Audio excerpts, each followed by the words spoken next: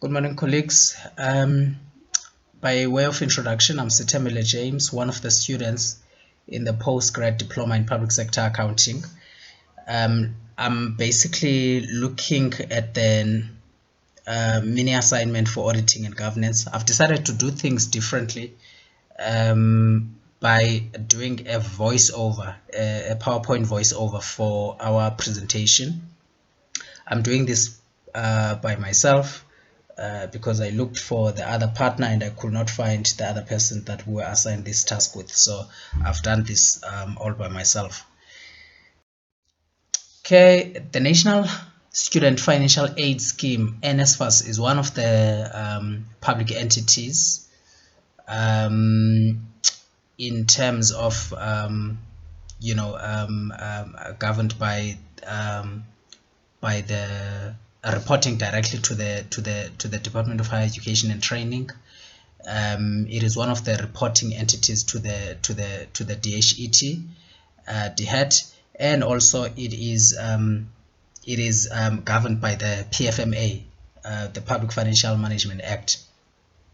The nature of the activities basically of the entity, it exists to provide financial assistance in the form of loans back in the days. And as from 2018, bursaries, full bursaries, government bursaries to eligible students at public higher education institutions and TVET colleges. So it administers those loans and bursaries, and to recover basically the portion that were loans, because back in the days it was loans that one could pay once they are employed, but now, so those loans, because they're still in existence, they administer the repayment thereof.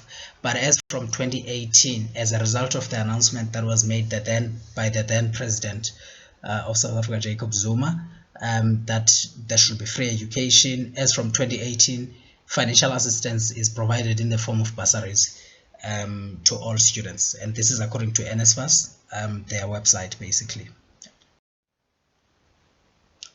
The business risks that were identified, the major business risk that was identified, looking through NSFAS 2018/2019 annual report, the internal audit performed a risk assessment of the controls within and around the disbursement process. Now, that's a big component of what NSFAS is about. The disbursements of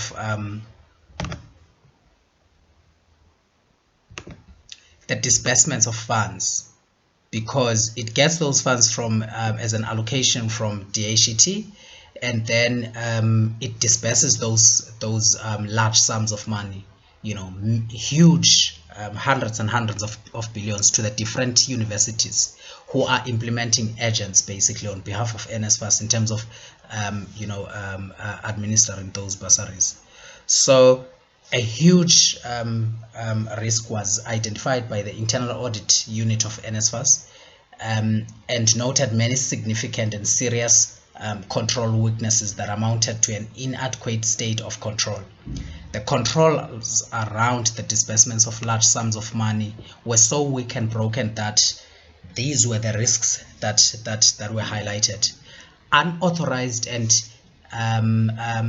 erroneous payments could be made, which is quite dangerous because we're talking about billions here.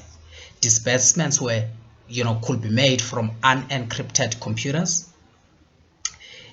Because of that, because the payments were made from unencrypted computers, changes could be made, unauthorized changes could be made on the system, and those changes were not logged. So it's okay for a control to fail, but at least it should be detected. The failing of that control should be detected. Now, if the unauthorized changes are not logged, then there's a problem, because it then means that those changes cannot be followed upon later on, which is quite dangerous. So changes will be made, but there's no audit trail that indicates those changes. There was unauthorized access to core system, which is quite dangerous, because anyone, a junior staff, could enter into the system and make unauthorized payments. So it was just a chaotic situation. Okay, controls around the disbursements could be bypassed. So you could bypass the controls by, specifically it talks of manual intervention. There could be manual interventions which themselves were not authorized. So the system is designed, but it's not functioning the way that it's supposed to, because it could be abused by the bypassing of whatever controls that were put in place. So all of that then could lead into fraudulent activities. Fraudulent activities around cash disbursements could continue while remaining unnoticed. Why? Unnoticed because the changes, if you change bank details and stuff, I'm just making an example there, those changes were not logged, meaning that there was no audit trail, something to tell that there have been changes made for a follow-up by those who are senior or through management reviews. So it was quite a dangerous situation.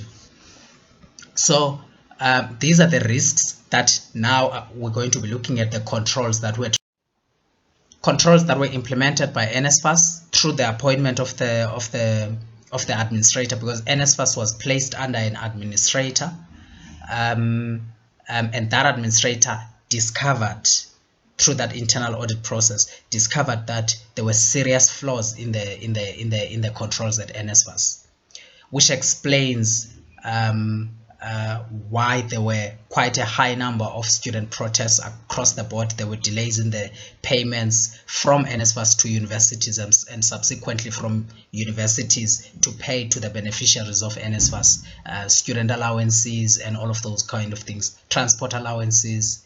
So controls were then implemented to respond to those risks, and those controls basically was the establishment of a non-compliance with laws and regulations project, a NOCLA project at a high level. That's the control that was put in place, because the non-working of controls, or that disruptive situation that we highlighted through those risks, that situation was so serious that it was basically a non-compliance with Section 51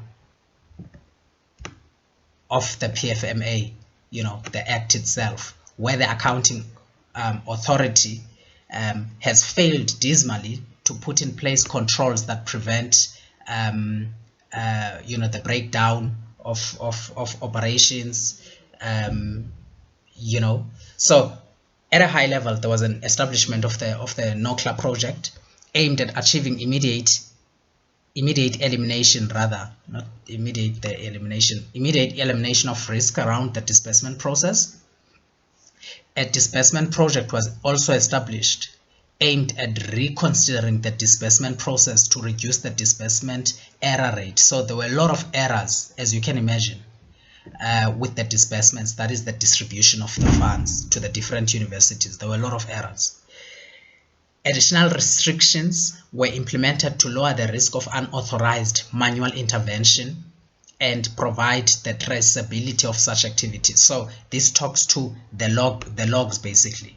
Okay, so additional restrictions, meaning that if we go back to the basic controls that should be in place in a situation like that, the fact that the right people should have the right, the access to a system should correspond to, to the title or the responsibility of the person. So you need to have access to what you need to do to perform your basic duties, and not have unrestricted access and have access to a module within a system that you should not have access to.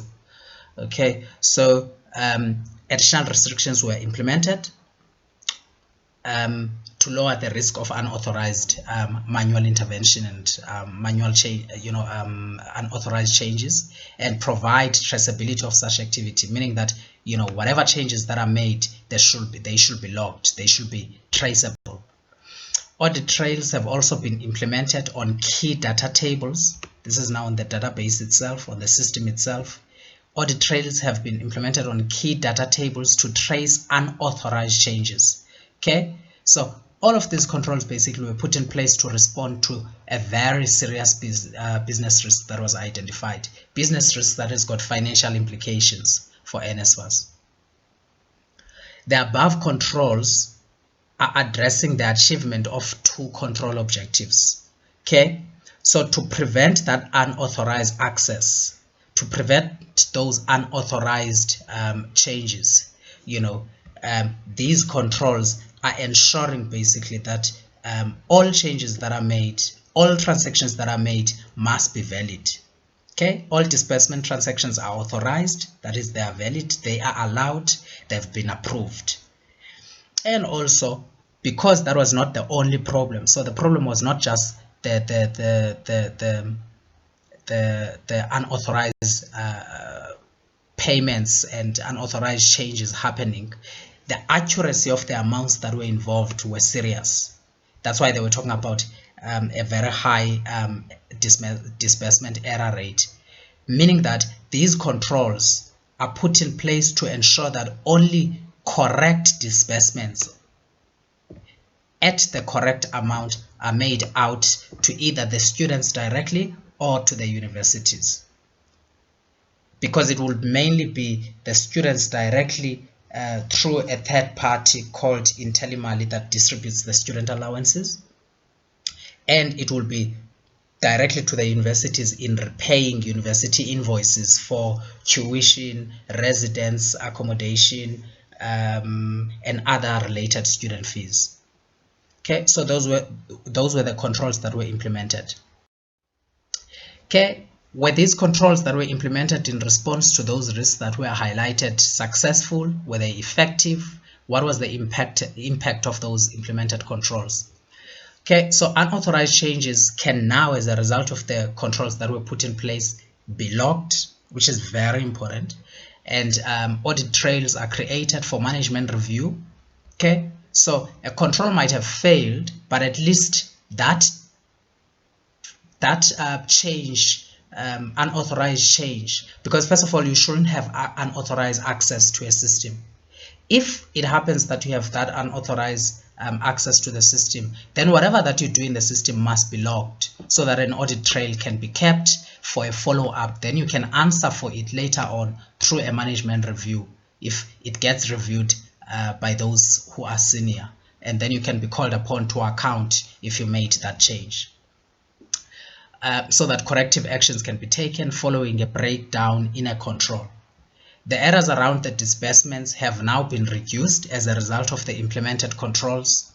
Upon reading that annual report, it recorded that current statistics indicate that the total disbursement error rate dropped from 37% in 2017 and 2018 to less than 2% in 2019. And if you look at this, it was at the end of 2017, I think it was in August 2017, that NSFAS was placed under administration, if I'm not mistaken. So since being under the control of the administrator, things improved at NSFAS. In overall, the NSFAS disbursements to universities are now made timeously.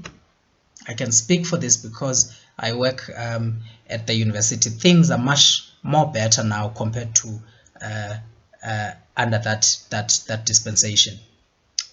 NSFAS disbursements to universities are made timeously and at the correct amounts. Hopefully we'll never see the repeats of the, if you remember, there was a payment of a 14 million, to a student, in one of the universities in the Eastern Cape. But even that payment was not made by NSFAS itself. It was made by the service provider, of course by mistake. As a result, NSFAS reputation as an organization has improved. That's my belief. I think the students as well understand NSFAS on a better note compared to under that previous dispensation when controls were just bad. Universities are now experiencing less student strikes as a result of the late payments by NSFAS. While students are continuing to strike, their reasons are more due to less funding being available for the missing middle income groups. So basically, NSFAS is fully funding as a bursary students coming from families with an income of 0 to 300,000. Those are the poor, rest of the poor according to the definitions. And then anyone above that, you know, from 300,000 to about 600,000, that student, if you think about it, that student, I mean, that student is not necessarily is in fact coming from a family that cannot afford to take them to university, seeing that our families are normally families that have got more than just one dependent. There are many people that are depending on that very same income. So strikes are continuing for other reasons other than those primary reasons that related to poor controls. Thank you, colleagues. I hope this was not unnecessarily long. That is the end of my presentation. Thank you very much. I hope it gave you an insight, and yeah, thank you very much. Cheers. Bye.